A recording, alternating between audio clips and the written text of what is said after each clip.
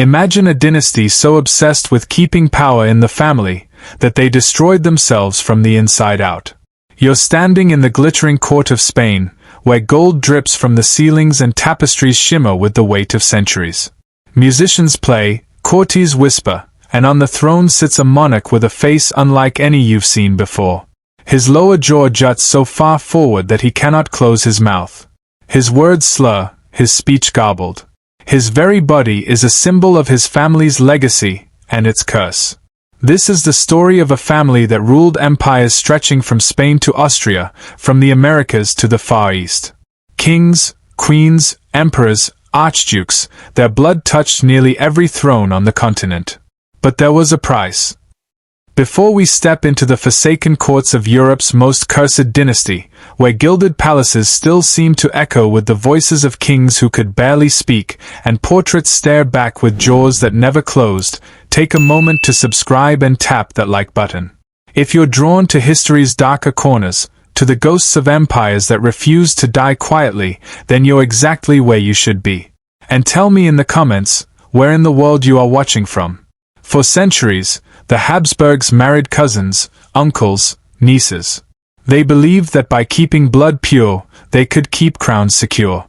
They thought family unity was stronger than political alliances. But nature does not bend to human pride. Modern science has proven what ancient taboos already hinted at: close inbreeding is dangerous. It doesn't just magnify wealth or power, it magnifies weaknesses. Recessive genetic defects, illnesses, infertility. When cousins marry cousins generation after generation, it's like rolling dice loaded against your own children. Even prehistoric hunter-gatherers avoided it. Farmers breeding livestock knew the risks. Too much inbreeding led to weaker herds. But the Habsburgs? They ignored all the warnings. And their dynasty became a living experiment in what happens when human ambition collides with human biology. The statistics alone are chilling. Among Spanish Habsburg infants, 4 out of 10 died before their first birthday. Only half lived past the age of 10. These were royal children, raised with the best care, the finest physicians, the most luxurious surroundings, yet their survival rate was far worse than that of ordinary village families. As the years passed, a single trait became the family's infamous signature: the Habsburg jaw, or mandibular prognathism. Portraits show it clearly: elongated faces, massive lower jaws, lips that couldn't quite meet. A deformity carved into bone by centuries of repeated inbreeding. But the jaw was only the surface. Beneath the skin, the consequences were much deadlier. The Habsburg story doesn't begin with tragedy. At first, their family marriages seemed to work. They united kingdoms, consolidated lands, and built an empire so vast it was said that the sun never set on Habsburg rule. But every gamble has a tipping point. And for the Spanish branch of the family, the spiral began with one union: the marriage of Philip the Handsome and Juana of Castile. It was meant to be a perfect match. Philip, a striking young Habsburg, carried the bloodline of Central Europe. Juana, daughter of Ferdinand and Isabella, brought the crowns of Spain. Together, they would rule a world-spanning empire. But their family tree already bent too close. Juana's parents were second cousins. And her lineage carried shadows, whispers of mental instability, depression, and paranoia. History remembers Juana as Juana la Loca, Joanna the Mad. Some of that reputation was political slander, a tool used by her father to seize her power. But surviving records reveal a woman tormented by mental illness, locked away in cloisters and castles while her children grew up without her. And her children inherited more than crowns. Their son, Charles V, became the most powerful man of his age, Emperor of the Holy Roman Empire, ruler of Spain, master of vast overseas colonies. But Charles carried the genetic scars of his heritage. He suffered from epilepsy. His jaw jutted forward in the first signs of what would become the family trademark. His health faltered even as his empire expanded. By the time Charles abdicated in 1556, exhausted and ill, the Habsburg line split in two: the Austrian Habsburgs and the Spanish Habsburgs. Each would continue marrying within the family. Each would struggle with sickness, deformity, and premature death. But in Spain, the spiral tightened faster. And here is where the story takes its most dramatic turn. For while kings and queens married their cousins in gilded chapels, while they raised glasses of wine in halls echoing with music, a quiet doom was already written in their blood. The Spanish Habsburgs were building a dynasty of sickness. Each marriage piled risk upon risk. Each child carried not only titles and wealth, but hidden codes of genetic failure. It would take generations for the full costs to be revealed. But when it came, it would shatter the dynasty beyond repair. And that ending has a name, Charles II of Spain. The king they called El Hechizado, the Bewitched. For now, remember this, the Habsburgs believed they were chosen by God. They believed their empire was eternal. They believed no price was too high to keep power within their grasp. But history would prove them wrong. Step into the year 1496. In the grand halls of Flanders, torches flicker, musicians play, and nobles gather for a wedding that would change the fate of Europe. On one side, Philip the Handsome, a young Habsburg prince, striking, admired, the heir to Austria's growing power. On the other, Juana of Castile, daughter of Ferdinand and Isabella, the monarchs who united Spain and funded Columbus's voyage across the Atlantic. This marriage was no ordinary union. It fused two dynasties, merging Spain's global reach with the Habsburgs' deep roots in Europe. Together, Philip and Juana laid the foundation of a global empire so vast that its rulers would later boast, "The sun never sets on the Habsburgs." But hidden beneath the splendor of their wedding was something far more fragile. Their bloodlines were already tangled. Ferdinand and Isabella were second cousins. Genetic risks simmered beneath the gold and silks, silent but dangerous. Juana of Castile's story is as tragic as any legend. History remembers her as Juana la Loca, Joanna the Mad.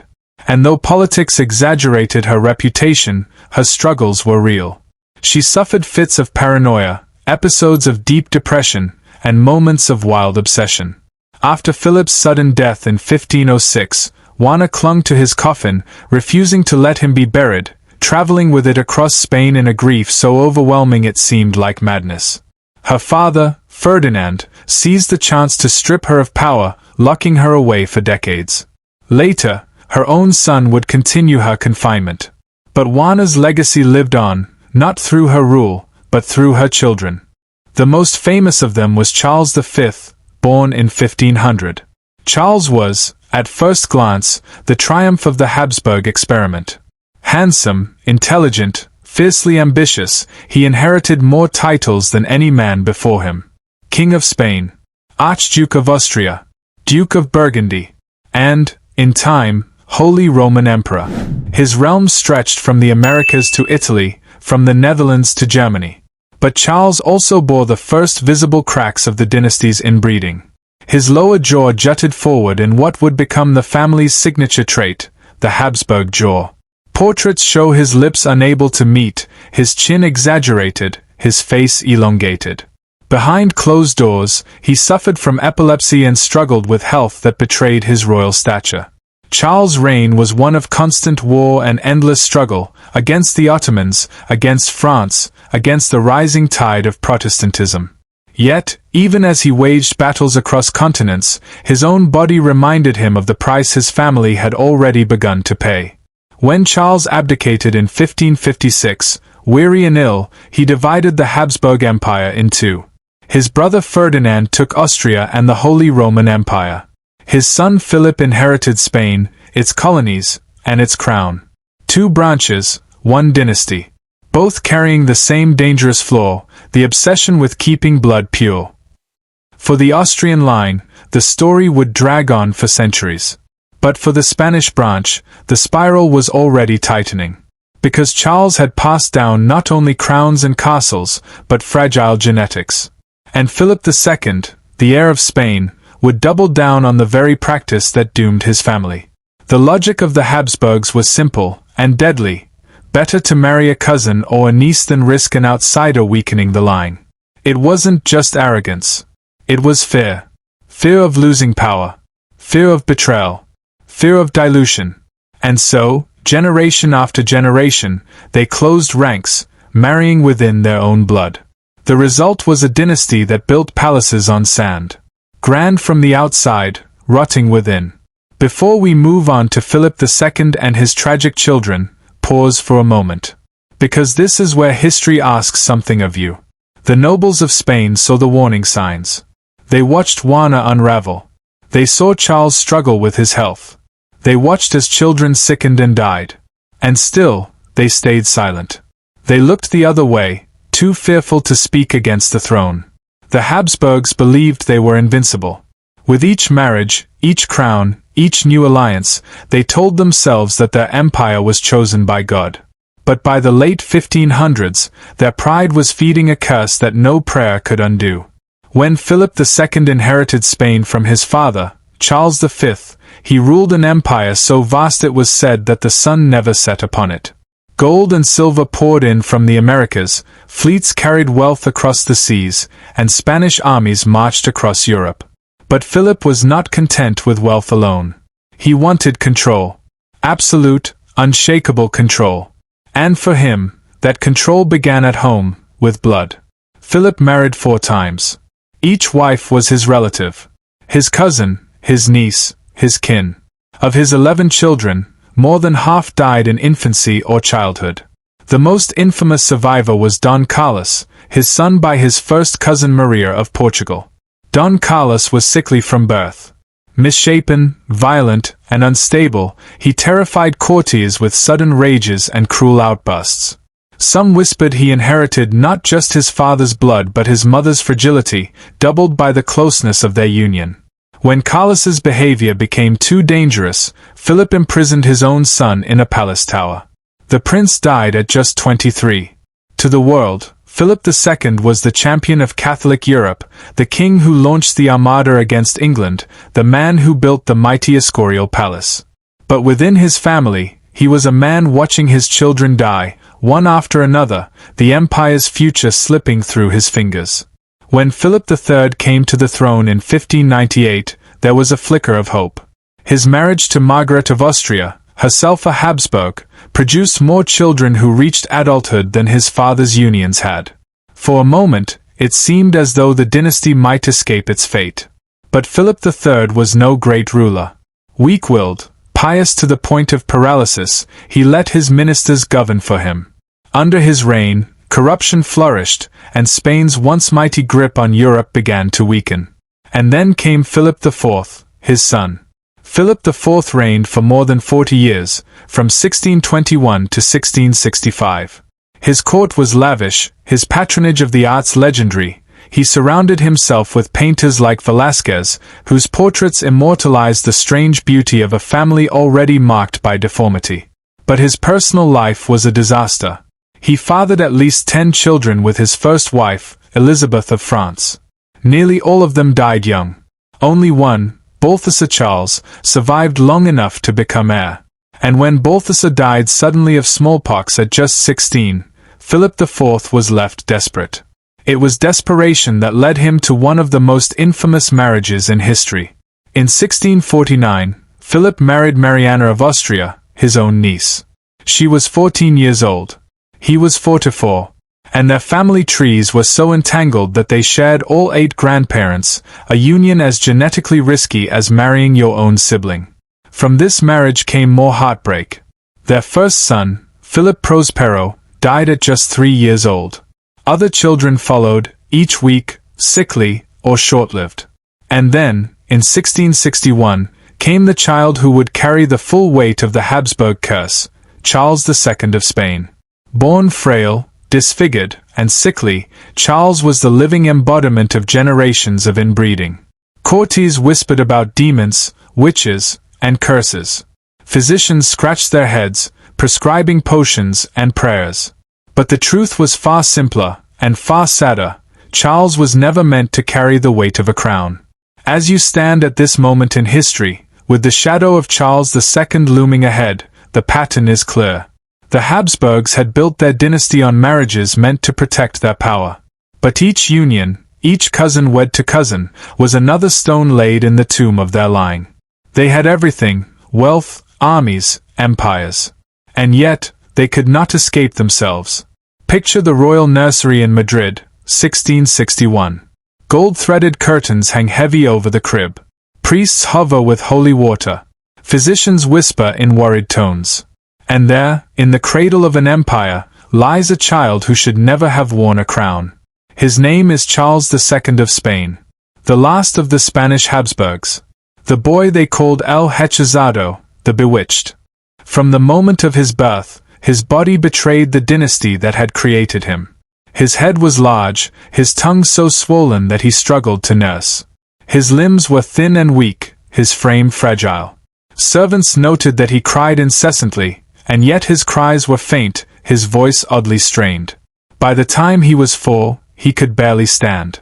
By the time he was 8, he could not walk without help.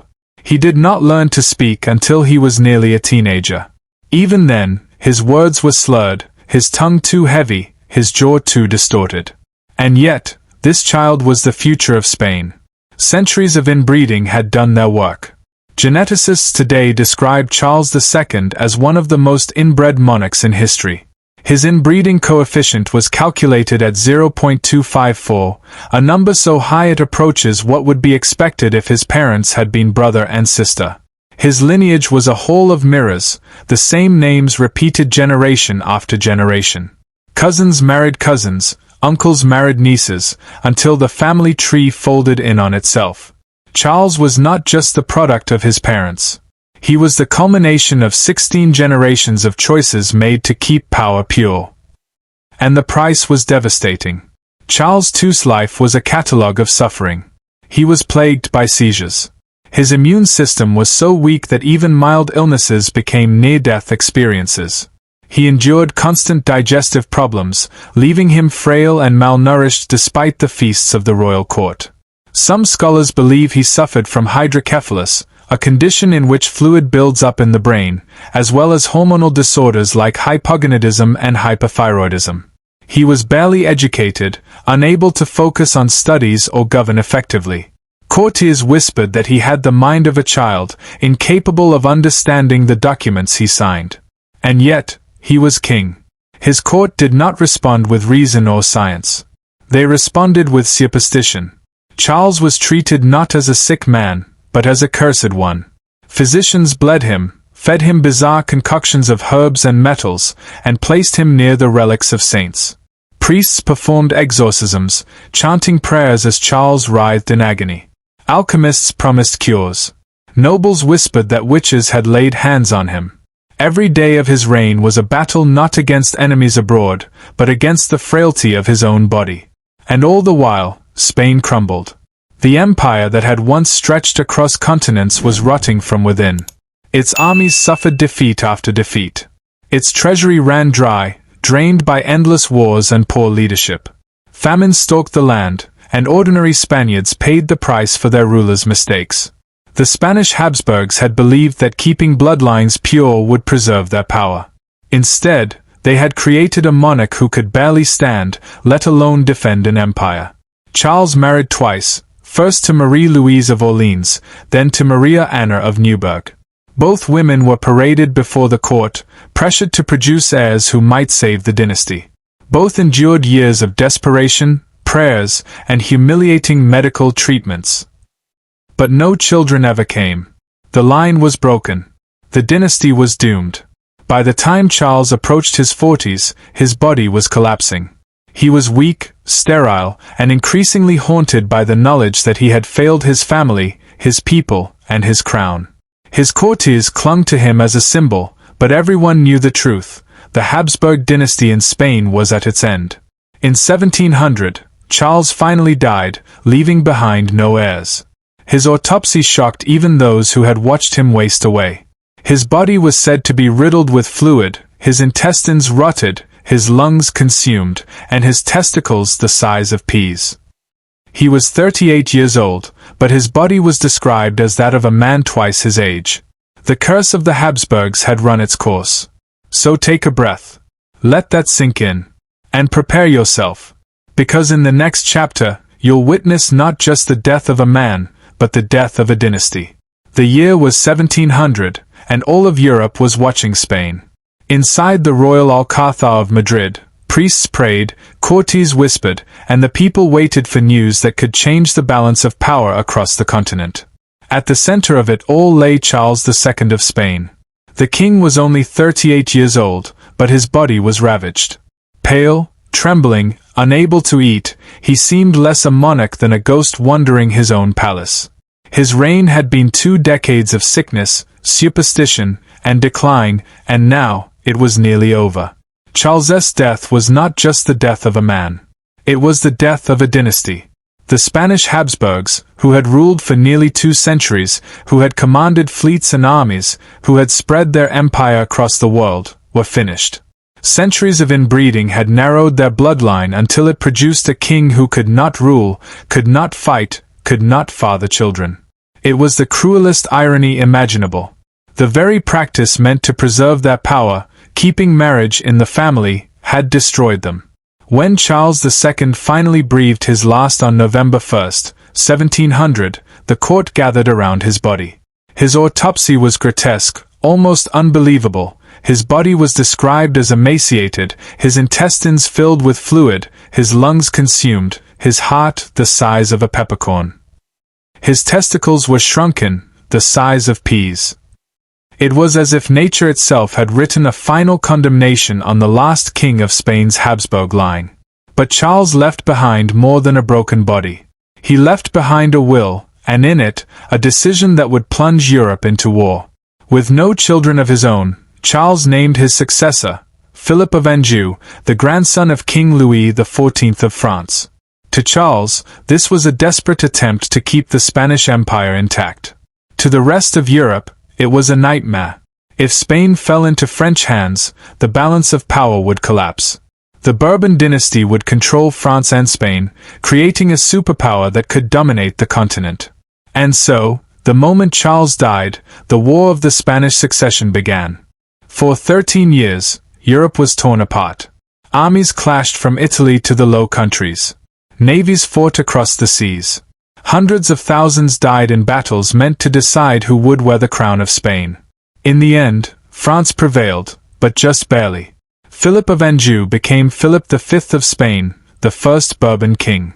He swore that France and Spain would never unite under one crown, preserving the balance of power. The war ended. But the age of the Spanish Habsburgs was gone forever. Think about that. A dynasty that once commanded the globe, that had more gold and silver than any kingdom in history, that ruled lands stretching from Peru to the Philippines, ended not with a battle, but with a broken body in a sick room. Not with foreign invasion, but with choices made at wedding altars, generation after generation. The Habsburgs thought they were securing their empire. Instead, they built their own destruction. And yet, their story lingers. Even today, when we look at portraits of the family, we can see it. The elongated faces, the jutting jaws, the weary eyes. They are not just paintings. They are warnings, captured in oil and canvas. Warnings about pride. About the dangers of ignoring science, ignoring common sense, ignoring the simple truth that no family, no matter how powerful, can bend biology to its will. The Spanish Habsburgs believed they were eternal. But their obsession with purity made them fragile. And in the end, they shattered. Before we step into the shadowed halls of this cursed dynasty, where jeweled crowns hid a bloodline unraveling from within, subscribe and tap that like button. And tell me in the comments, where in the world are you watching from? And if you thought the Habsburg curse was haunting, wait until you discover the emperor whose grief drove him to turn a boy into his dead wife. That story is on screen now.